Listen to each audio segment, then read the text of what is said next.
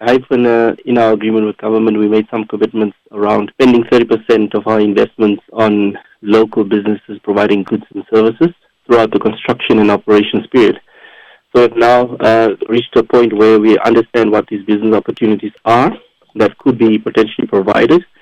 And the idea is now to obviously engage businesses in particular in Namibia to present to them and help show them what these business opportunities are, where they are, and potentially how they can participate. So this engagement is primarily focused only on businesses and entrepreneurs. Of course, we do have other commitments around employment and skills development, but that will happen obviously at another platform. Okay, now to some extent we can agree green hydrogen is a new concept to many businesses in Namibia. What has been established on the extent of businesses already specializing in green hydrogen in the Mcharas region? You're absolutely correct when saying green hydrogen is a new concept in Namibia. Of course, there are only a few players in Namibia that are leading the development of green hydrogen projects in Namibia and globally as well.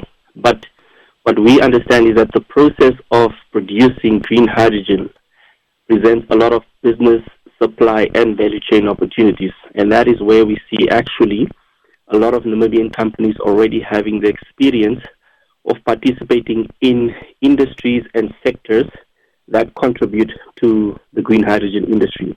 So if you take, for example, solar, which is the key energy requirement for you to produce green hydrogen, we already see that Namibian companies already having the experience in that particular industry that can potentially participate in the overall green hydrogen project. So we have a lot of solar PV installation companies across Namibia that can actually already participate within the broader green hydrogen projects. And the same can be said for transport and logistics, the same can be said for construction, road construction, metal fabrication, and all of these other industries which are key towards contributing in the production of green hydrogen itself. So green hydrogen might be new, but the industries that are contributing to the production of green hydrogen, there's a lot of experience actually in Namibia, and the same can be said for Karas region. Okay, now you have mentioned that solar, road construction, and so on. But then from your side, for those in Mcharas region that want to venture in businesses, could you possibly explain to us on what they can consider or what business fields they can still consider to engage and focus on in with green hydrogen? Yeah, sure. Obviously, that will be one of the purposes we're trying to have this engagement for tomorrow, which is to unpack some of those opportunities. But at the top of my head, I mean, there are a few obvious opportunities which we think the Namibian and Karas region companies can participate. Transport and logistics is one of them because all of the equipment, materials would need to be transported from their origin up until the site. So there's a lot of transport and logistics opportunities there. I think construction is one of the obvious opportunities. So companies will be needed to help build roads, help build certain infrastructure and buildings. We see that there's an opportunity actually for security services because the equipment, materials, and technology needs to be secure. So basic opportunities like security services are there, as well as other services such as, hiring of heavy equipment in plants. We would need cement, so there's an opportunity for cement manufacturing companies to also participate. Catering services is another one of them because we will be having a construction camp of about 15,000 people, so these people need to eat. Therefore, there's some catering services that would be needed to be delivered by local companies, including companies in the Karas region. And a host of other opportunities which we have unpacked and will definitely be going into a bit more detail in the engagement. Now, Johannes, could you just elaborate on the prospects and the progress of the green hydrogen project development in the Mcharas and more so at Ludretz? So the project that we are particularly involved in is obviously the green hydrogen project that is to be developed in the Chautai National Park, formerly known as the Shipepe. So as Hyphen, since we have signed the agreement with government, we have now moved into formal feasibility. We are now at a stage where we are planning to roll out the environmental impact assessment, through which we will conduct about 28 specialist environmental studies. We have also started the rollout of the EPC procurement process, where we're going to procure the large contractors who will come in and design the whole project. as well as help us with the procurement and manage the overall construction. Of course, in addition to that, we're also in the process of raising the required financing and making sure that we get all of the off-take agreements in place. So we have now until next year to do all of these feasibility study processes.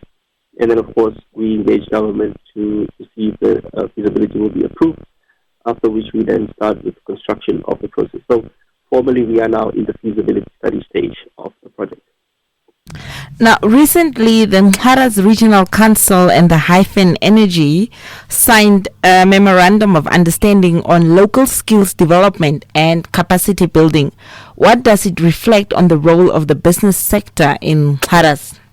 Well, I think that agreement is really, an agreement that allows us, together with the Mharas Regional Council and the Hartbeespoort Regional Council, to try and collaborate on initiatives around the skills development in the area, right?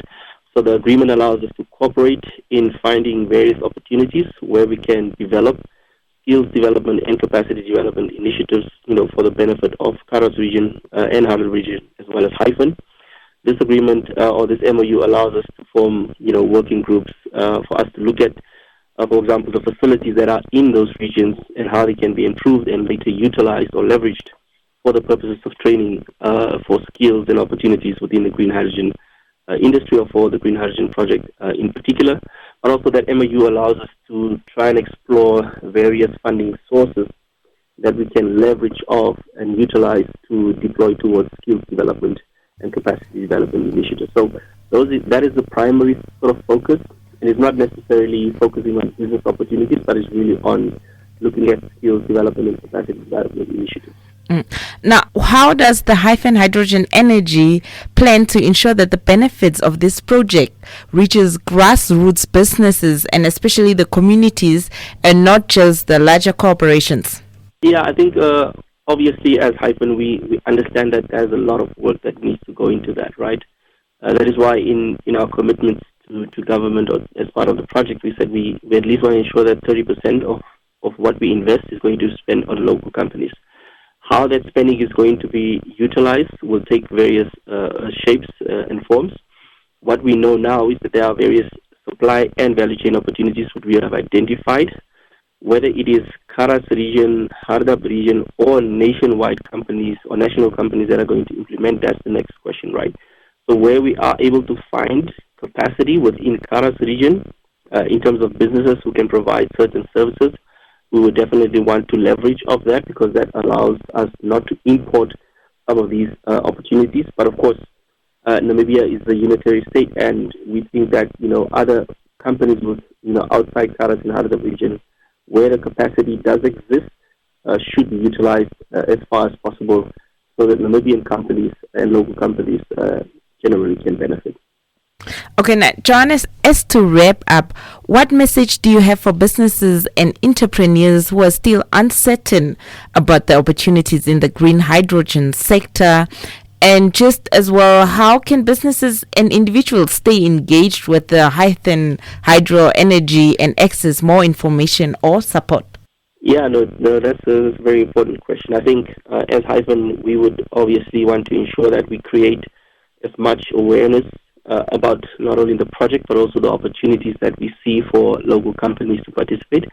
And we're going to be having more of these sessions that we've been having. So we had a few in Swakopmund, in Shakati, the next one is in Nuses, and we're going to have another round of engagements in other towns.